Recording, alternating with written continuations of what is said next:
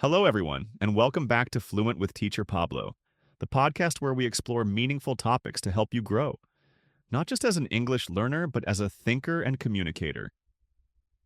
Today's topic, one that affects millions around the world, and yet we don't talk about it enough: loneliness. I'm glad we're having this conversation, Mark. It's strange. We're more connected than ever with social media, messaging apps, video calls, and still, more people feel isolated than ever before. Exactly. In this episode, we'll break down what experts call the loneliness epidemic, why it's spreading, what it sounds like in different cultures, and how we can respond, not just with more words, but with deeper connection. Let's begin with a definition. Loneliness isn't just being alone, right? Correct. Loneliness is the feeling of being disconnected even when you're surrounded by people. It's emotional, not physical. And it can happen at any age. Teenagers, young professionals, even retired people can feel it. Absolutely. It's a subjective experience that you can be in a crowd and still feel invisible. So why now? Why is loneliness rising in our modern world? Ironically, it's because of how we connect. Social media gives us constant contact, but not necessarily emotional intimacy. We scroll, like comment, but do we really feel seen? Not always. Plus, remote work, busy lifestyles, and urban isolation all add to the mix. Let's talk tech. How does it actually contribute to loneliness? Well, we're always reachable, but not always present. We respond to messages, but forget to ask, how are you really? Also, constant online presence creates performance pressure. We share highlights, but not struggles. Exactly. And that creates a culture of pretending. And when everyone pretends, no one feels understood.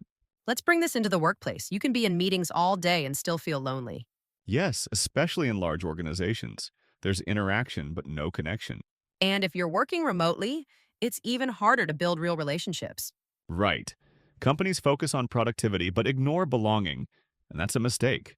Here's the serious part.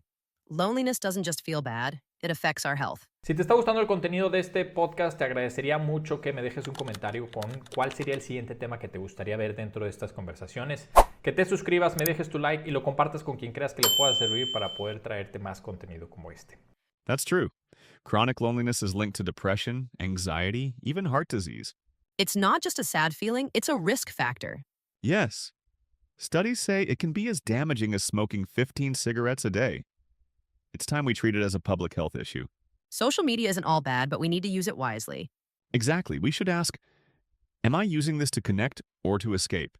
Also, we often compare our lives to filtered versions of others' lives.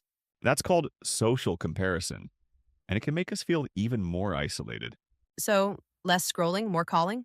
Yes, and more face-to-face time when possible. Here's something interesting. In some cultures, talking about loneliness is taboo.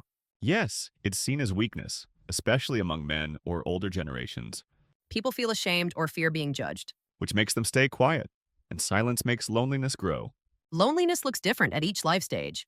Yes, teenagers might feel disconnected even with hundreds of followers. Young adults may move cities for work and lose social circles. Parents may feel isolated in the middle of family duties, and older adults may lose loved ones and feel forgotten. So it's not just a youth issue, it's a human issue. Let's flip the focus. What does real connection actually look like? It's about being present, listening deeply, asking real questions. It's laughing without a filter, crying without shame. It's also about showing up consistently, sending a voice note, making that phone call, saying, I thought of you. Connection doesn't have to be dramatic, it just has to be honest. So what can people do starting today? Here are 3 simple actions. 1. Reach out to someone. Even hey, how have you been? 2. Schedule real conversations, not just texts. 3. Create community. Join a class, a book club, or a hobby group. And if you feel lonely, speak up. You're not weak. You're human. Absolutely, you don't have to face loneliness alone. So to close, being connected is not the same as feeling close. True connection takes time, presence, and vulnerability. Let's not wait until someone breaks down. Let's check in with each other before it gets that far. Loneliness is real, but it's not permanent. With intention, we can build stronger, deeper, more human relationships.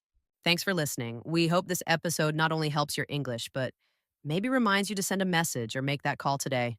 Check out the vocabulary list in the show notes, and let's stay connected. Until next time, stay present, stay kind, and stay fluent.